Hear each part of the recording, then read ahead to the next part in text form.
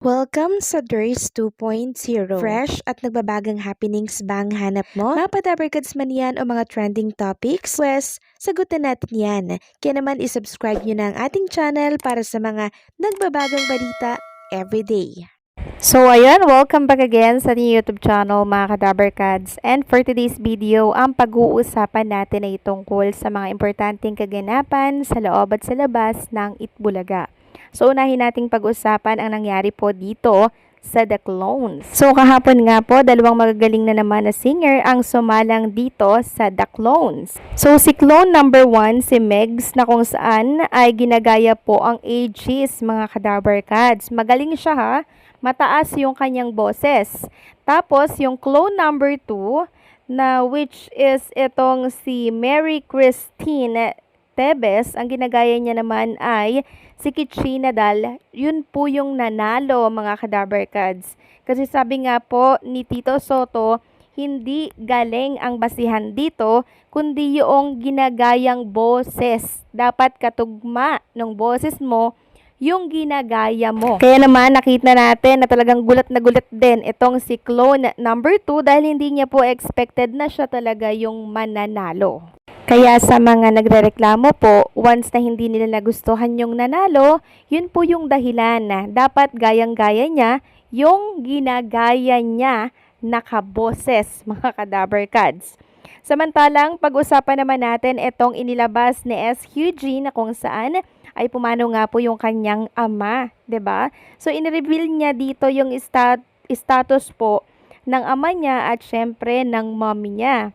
Sabi niya nga dito, "Mama, you're just so selfless." So sabi dito sa usapan, dito sa hospital for the death certificate, marami pabalik-balik na offices bago ma-release. After this, tunasugbo. Pabalik na si mama, pasakay na raw ata ng MRT. So, ayan po yung naging usapan nila mga Kadabarkads, no? Na kahit hindi ganun kaganda yung relationship ng ama niya sa mama niya, mga Kadabarkads, talaga naman pong makikita natin yung concern ng mama po ni SQG kahit iniwan po sila nung kanyang ama. And also, kudos dito kay SQG dahil kahit namatayan sila, still nakikita pa din natin siya dito sa Itbulaga. Love na love niya rin talaga yung kanyang trabaho dito po sa Itbulaga, kaya kahit alam niyo yun, meron siyang mabigat na pinagdadaanan, patuloy siyang nagpapasaya at syempre nakikita natin sa Itbulaga. Samantalang ang bad genius po ni Atasha Mulak, mga Kadabarkads, ang episode 1 ay now streaming po on Viva One. Sabi nga dito ng Viva Artist Agency, simula na ng maangas na puksaan, handa na sinalin, Bangpat at Grace para sa intense na pautakan. Don't miss the episode 1 of Bad Genius. So ayan, out na po ang episode 1 mga Kadabarkads. Kaya naman kung gusto nyo po itong panoorin ako, supportahan natin yan. At speaking of Bad Genius, yung mga original po na gumanap nito, meron nga pong pagbati dito po kay Atasha Mulak at sa mga cast. Syempre sa team ng The Bad Genius Filipino adaptation po, no? Etong si Junay, bumati din siya dito po kila Atasha na sobrang galing daw, sobrang husay ng Filipino adaptation. Siyempre, nagbigay din po ng statement si Nana aka Grace and also si Ice Paris aka Pat at si Junay aka Bank. Yan po yung mga original na gumanap ng The Bad Genius. And maging sila, napanood po nila yun.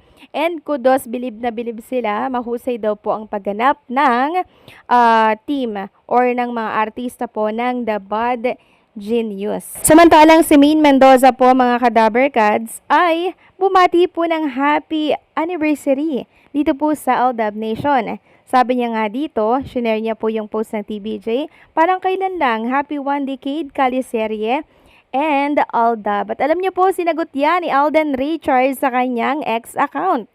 Sabi niya, happy 10 forever in our hearts. Thank you for the memories, Aldab Nation. So nabuhay na naman po ang mga Aldab Nation, mga Kadabarkads, kasi syempre, hindi po sila kinalimutan ni Alden Richards at Maine Mendoza na batiin sila sa anniversary po ng Kalye Serye. Talaga namang hindi nakakalimot si Alden Richards at si Maine sa nakalipas nila, 'di ba? Talagang alam niyo yun, every year bumabati sila at maraming salamat kay Alden dahil kahit na siya ay nasa kabilang bakuran ay talagang tinatanaw niya ang malaking utang na loob niya sa Kalye-serye and syempre sa Itbulaga. At kahapon nga po mga Kadaber Cards, naglabas po ng video ang TBJ na page patungkol nga dito sa revelation po ni Maine Mendoza. Kausap niya dito ang jowa Pau, si Jose Wally and Paulo Ballesteros. At makikita nga dyan sa likuran nila, nakasabit po yung iba't ibang mga picture ni Alden Richards and Maine Mendoza. So parang nagkaroon sila ng talk show mga Kadaber Cards and ang daming revelation dito. Sabi nga dito ng TBJ Kalye-serye Secrets, malalaman nyo na. Abangan sa YT channel ng TBJ at mapapansin nga dito na mugto po yung mata ni Maine Mendoza mga Kadaber Cards, no?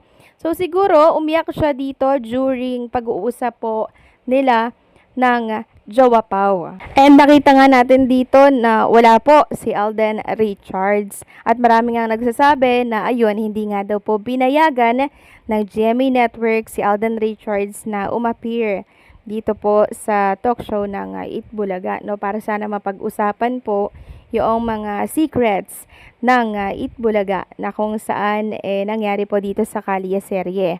Sabi nga po ng isang netizen dito sa post ng TBJ, hindi nyo kasi magets once nakakontrata sa isang network at artista kanila, bawal kang tumawid sa kabilang network. At lalo pa, magkalaban ng network ninyo. Okay lang po kung kakulab yung network ninyo, okay lang mag-guesting like It's Showtime, pwede mag-guesting si Alden doon. Kasi mag-kulab ang ABS-CBN at GMA.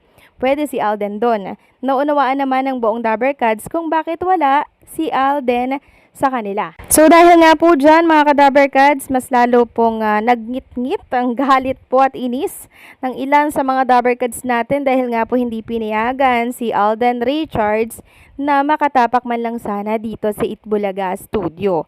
So ayun nga po ang dahilan mga Kadaber Cards kaya hindi natin nakita si Alden na umappear man lang dito sa anniversary po ng Kalye-serye. So nakakalungkot man pero okay lang yan. Bumati naman po si Alden Richards mga Kadaber Cards ng anniversary po ng Kalye-serye. Hindi pa rin niya yun nakakalimutan. Meron lang talagang boundary, meron lang po talagang pader na humaharang sa kanya para po siya ay makatapak dito po sa Itbulaga na kung saan ay napapanood sa TV5. Alam nga naman natin na magkalaban po ang GMA at syempre ang TV5, kaya imposible po siguro mangyari talaga yon mga Kadaber Cards. Pero still, Dabber Cards pa rin naman po si Alden Richards, kaya wag po tayong malungkot, okay? So paano, hanggang dito na lamang po ang update natin. Maraming salamat sa patuloy na pagsuporta.